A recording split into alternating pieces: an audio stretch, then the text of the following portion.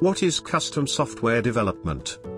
Custom software development is the process of visualizing, designing, implementing, deploying, and maintaining software for a group of users because this form of software is configurable to your organization's needs.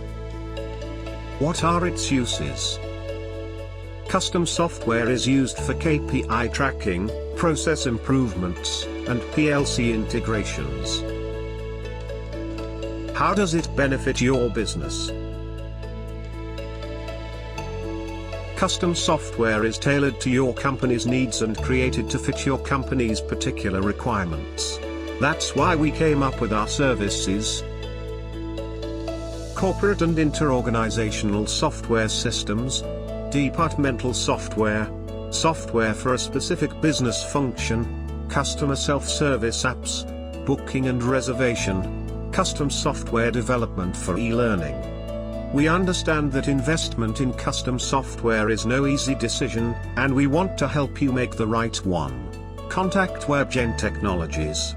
We will be pleased to help you with our best efforts.